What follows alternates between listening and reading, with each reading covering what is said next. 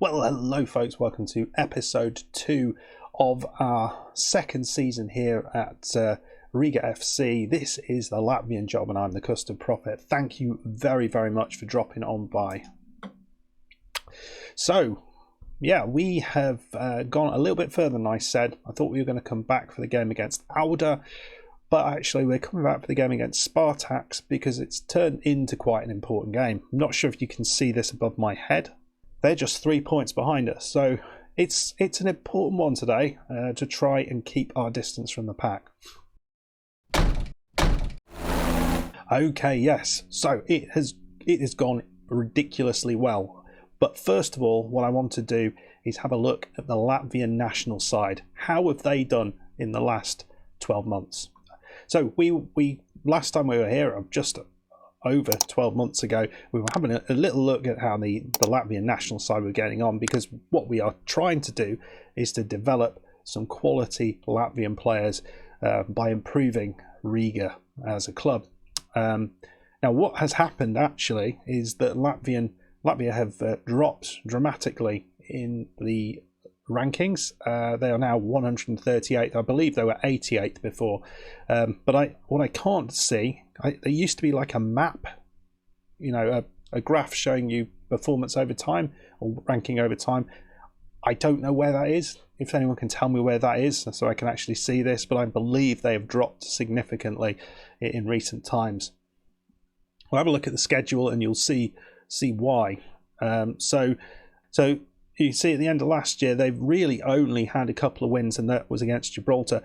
A nice 1-1 draw with Holland was pretty good recently, but other than that, some really poor results. More recently, they've taken a couple of good results in friendlies, and they now have the Baltic Cup to contend with. This is a tournament not in the game. This is a downloaded tournament, and if you're interested in that downloaded tournament, if you go back to the original video, video number 1, you'll find a link to it in the description below.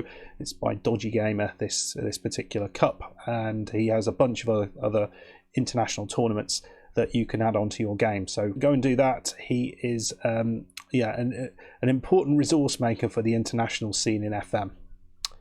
Okay, so that's what's happened to the Latvian national side. Let's have a look at what's happening to Latvia in European competitions. Latvia is all the way down in 40th in the world in terms of the ranking, which means we only get one Champions League place, where the champions, that's been Riga for the past however, and then 3 Euro Cup 2 places in the qualifying places. Now we have to do quite some significant change to actually start to improve that.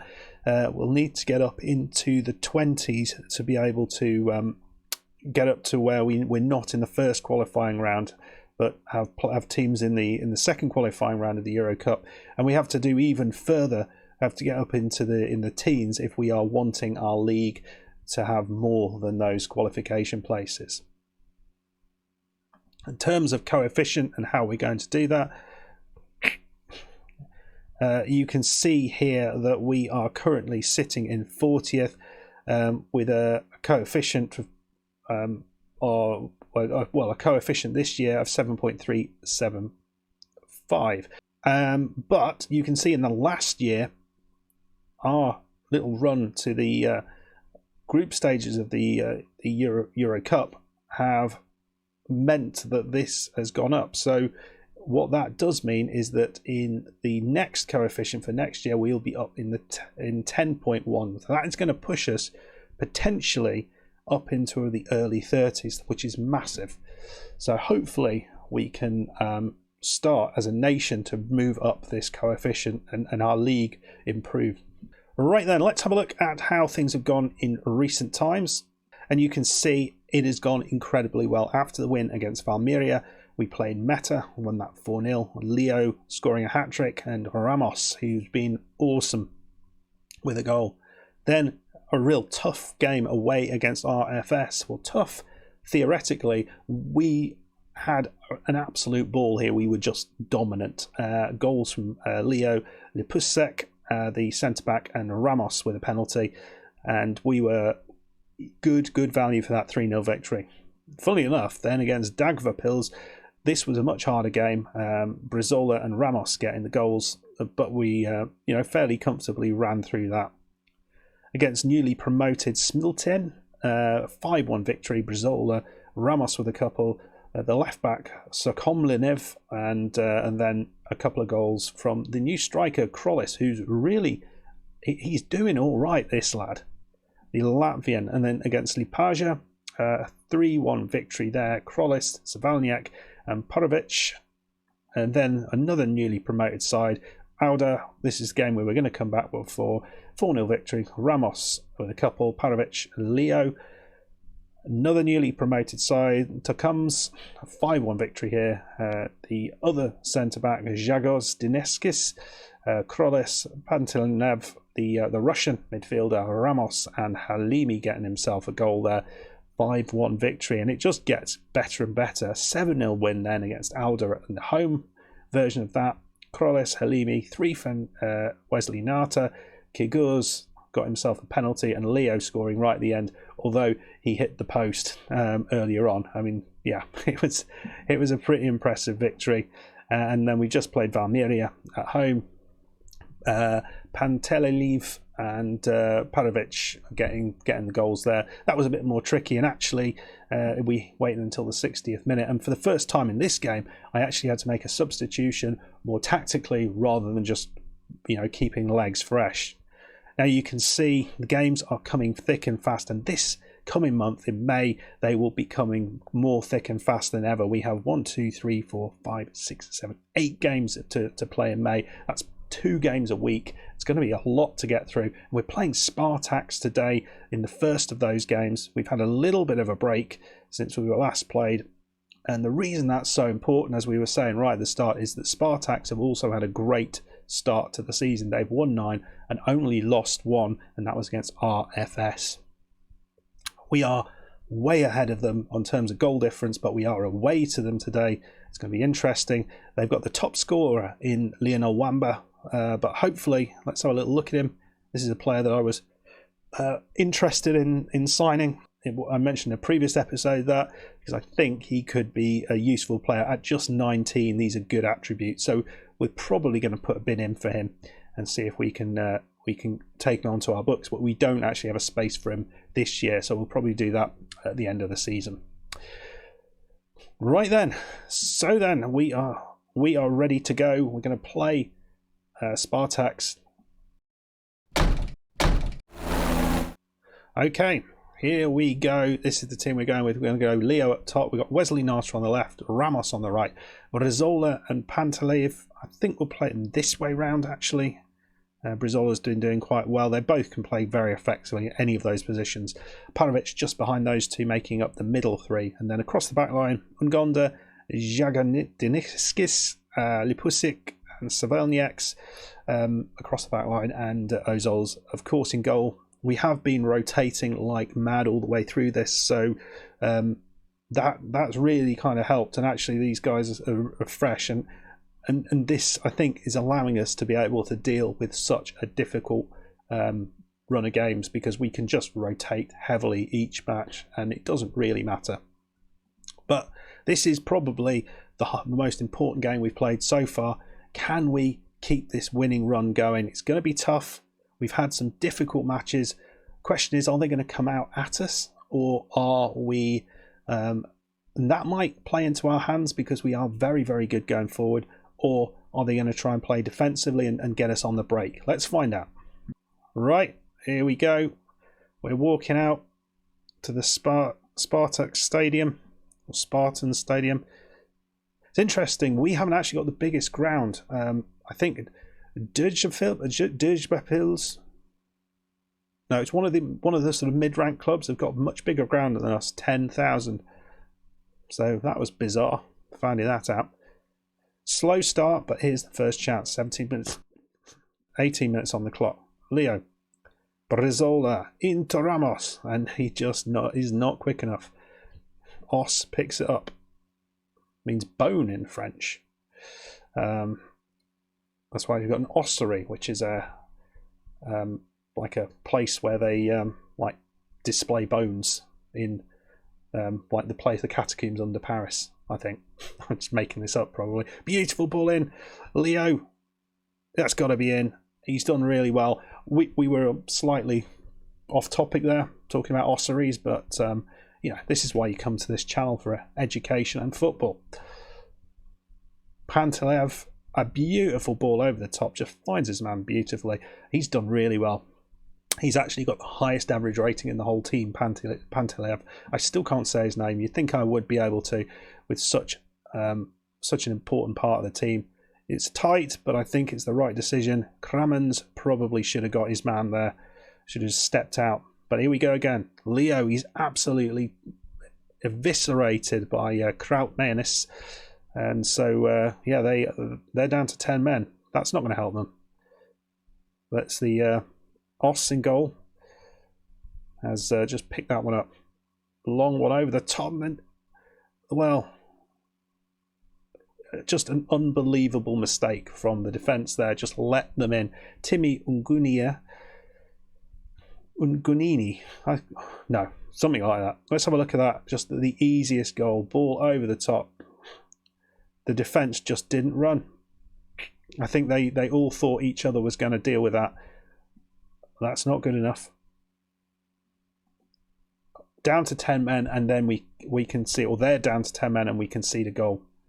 I can't believe we gave that chance away like that. Just unbelievably poor play. But here we go. We've got it in midfield. Pantelev, he finds Leo. Leo into Wesley Nata. He's gone to the right side here. Savelniaks. He's looking for a free man. He finds it. Now the ball's in. Glodian Ngonda. Oh, just over. And a good effort. The ball is over the top. Savelniak picks it up nicely. Pustiak, who's been very, very strong. Panteliev is just absolutely brilliant. And Leo, he's just gone to the left side of the post. Probably should have scored there. We're looking good. Still very frustrated with conceding that goal. Going to keep the players back after that. But there we go. Parevic gets himself a goal, and we are 2-1 up again. This is looking very, very nice. Deserved goal there. I think we are going to go back to balanced. There's no need to go attacking here. They are going to get absolutely shattered trying to get something out of this game. 2-1 up against the second place team. We have been utterly dominant. It's helped that we've had a player sent off, or they've had a player sent off. Let's fire them up. We'll go into the dressing room and just tell them to keep going. It's whether that ball over the top is going to be a danger, because they do have the best striker in the league at the minute. Well done, Ramos. Ball across, and Leo should have scored there. Oss somehow holds that in the air. And we've got the ball back again. It's Panteliev. Nata. Beautiful ball from Leo. And this time, beautiful ball to Leo. And this time, he puts it in the back of the net. Having a good game today. It's nice having two players who can score goals up top. So Oss is going to launch it again. This is how they are going to concede or score goals, I think. That's the only way really through us now. Long ball over the top and our defence to make a mistake. Glodian Gonda, great season it's been for him. Kurikins can't get near the side. Gabriel Ramos at the far post, scoring a goal for himself. We're 4-1 up. Never in doubt. I think we'll take Wesley Nata off. He's looking tired. And who have we got to come on? We'll bring a Ramos on the other side, and we'll bring Halimi on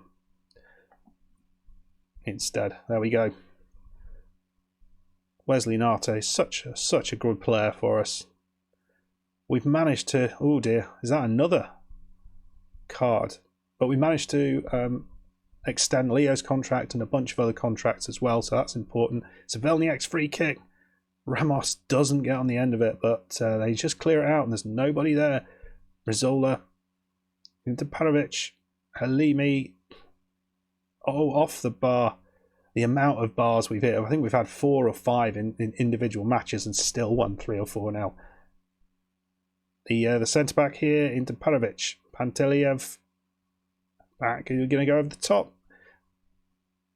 Leo into Halimi, and these are gorgeous finish. He's a danger when he's got the ball at his feet. It's disallowed though.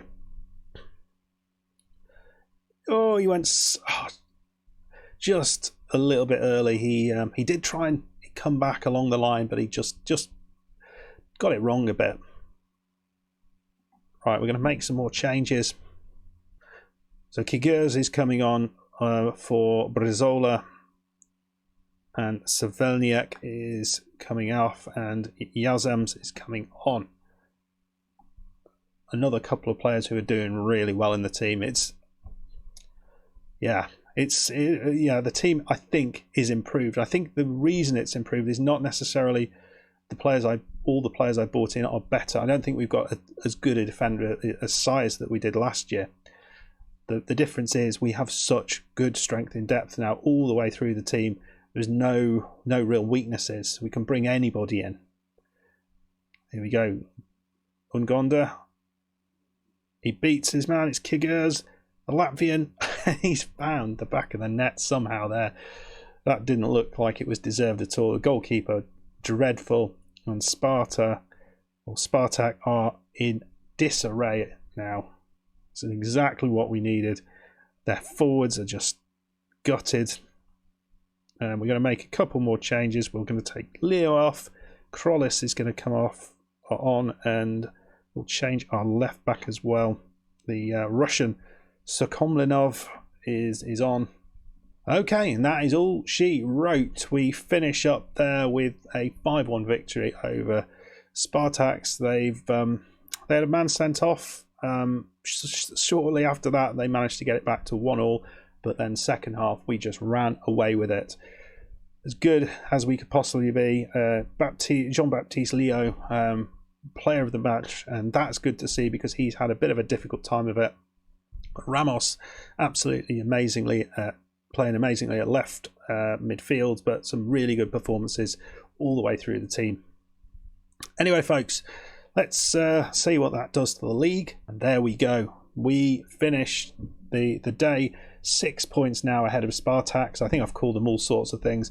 Look at the other scores. Lipaja lost to RFS, and that was a good victory. Lipaja were up in that game up until the last 10 minutes, and then RFS turned it around, which is an important result for them, which keeps them in the hunt for Spartaks because they'll be wanting that second place. Good draw for Tukums there against Valmiera.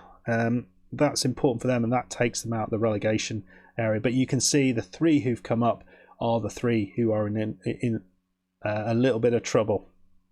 We've now won 12 games on the trot. I think it's absolutely the best run I think I've ever had. Well, actually, that's a lie. I think we did 13 previously last season, but this feels like it's not going to end. We look unstoppable. The only thing that's going to undo us in the league, I think, is just the amount of games. Eventually, you think that we'll be too tired maybe to get a result, just get ourselves over the line. But we're going to continue and try our very hardest to keep this 100% record going, because it would be unbelievable to take that for the entirety of the season. It's not going to happen. I know it's not going to happen, but we already look in really good shape to win this league. So what we'll do next time out, I think we might come back for a game against one of the teams that you haven't seen before. So that's going to be in this area here, probably either Smiltene or Tukums in the home or the away game. And again, hopefully we've continued this run. We've got some difficult games in the meantime. Home game against RFS, that's never easy. Lipaja away and Valmiera away. Both of those aren't going to be easy. So let's see how we do there. But hopefully we get to this point and we're still got a 100% record going on. If we manage that, then it's just this end to the season that we'll need to get through. And yeah, it will start to feel like it's a possibility. Anyway, folks, I hope you enjoyed this episode. If you did, please hit that like button. Please subscribe if you are new.